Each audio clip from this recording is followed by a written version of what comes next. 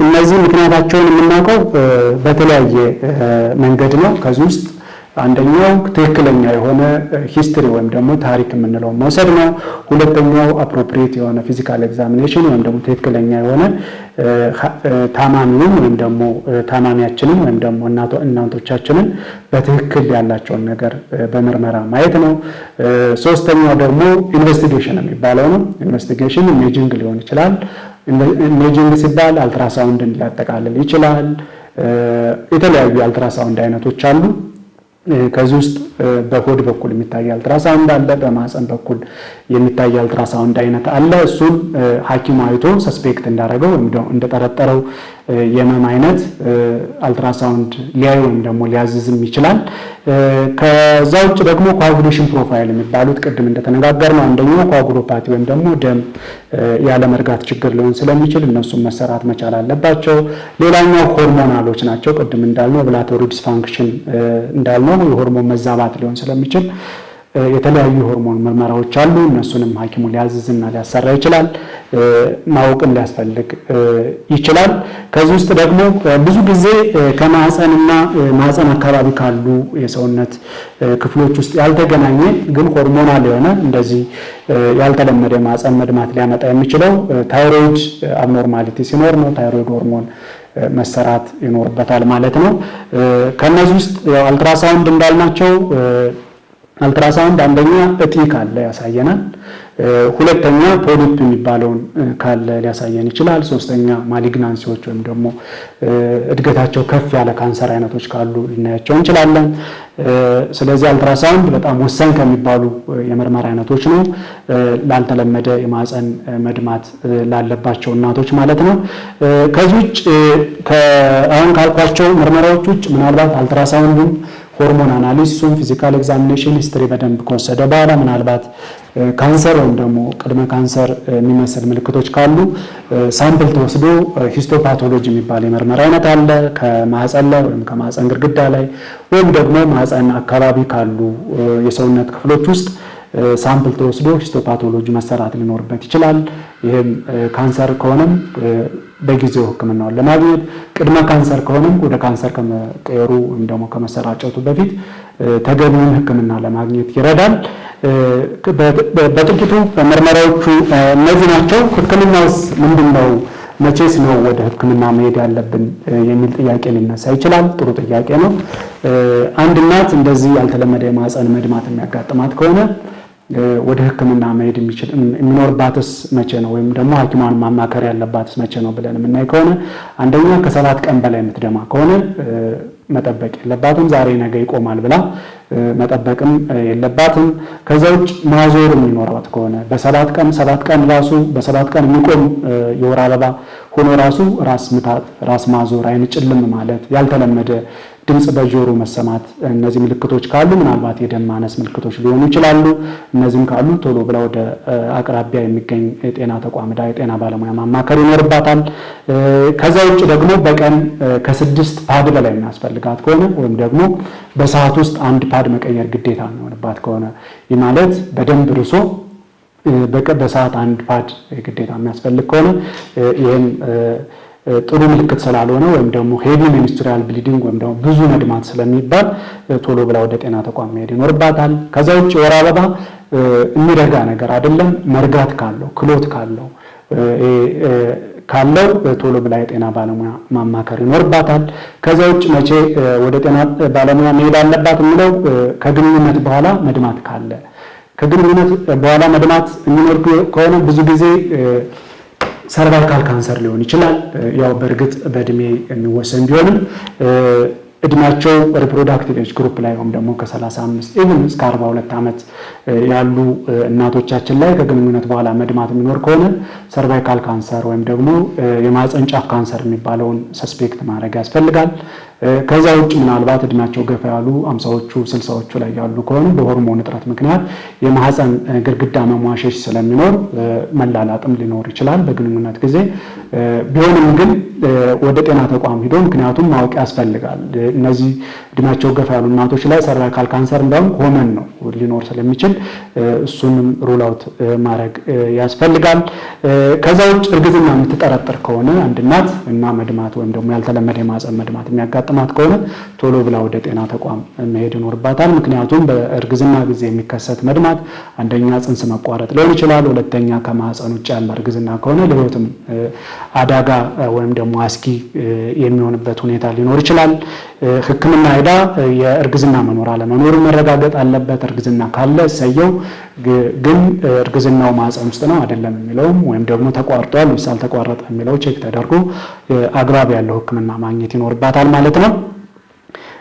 ስለዚህ እነዚህ ነገሮች ካሉ ቶሎ ብሎ ወደ ጤና ተቋም በአቅራቢያ ወደሚገኝ ጤና ተቋም መሄድ ያስፈልጋል።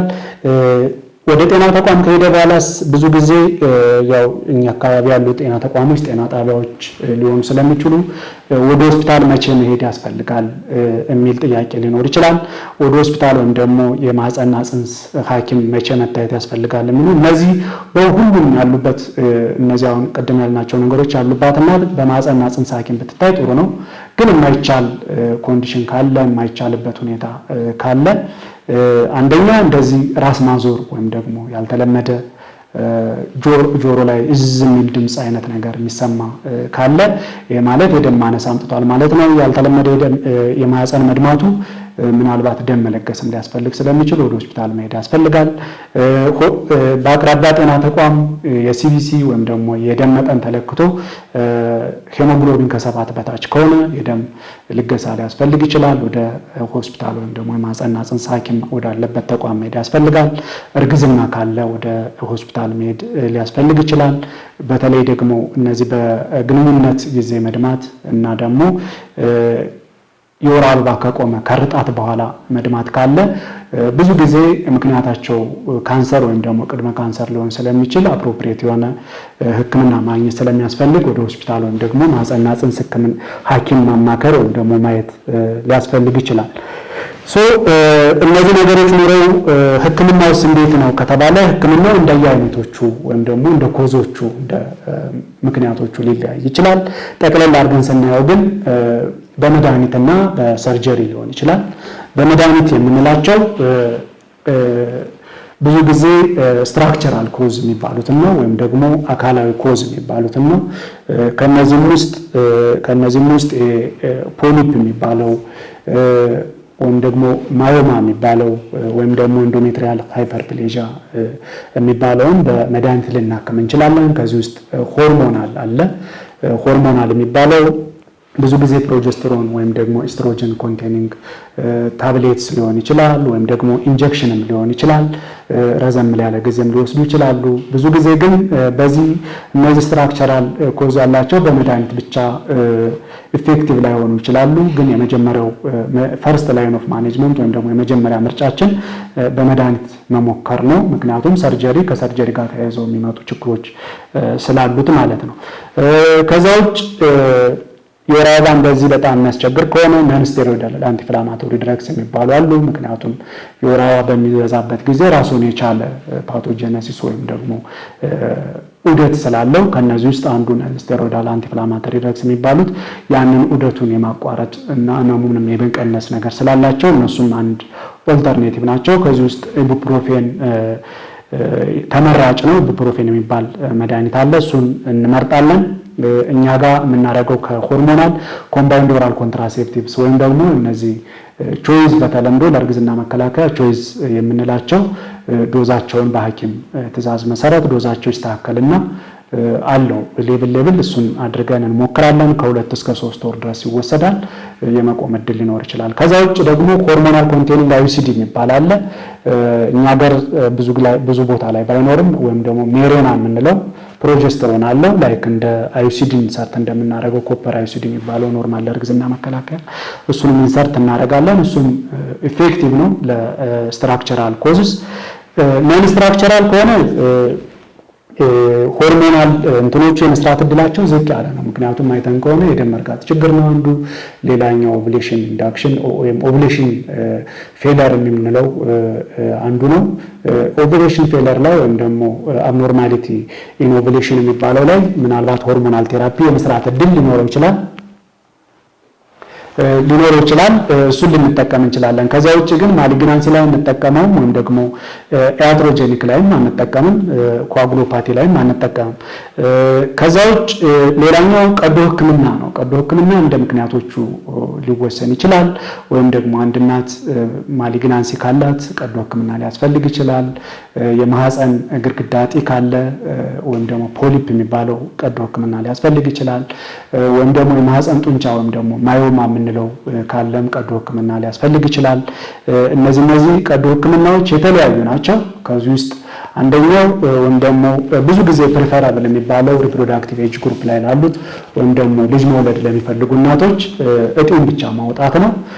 እጢው ማሊግናንት እስካልሆነ ድረስ እጢውን ብቻ ማውጣት በቂ ነው።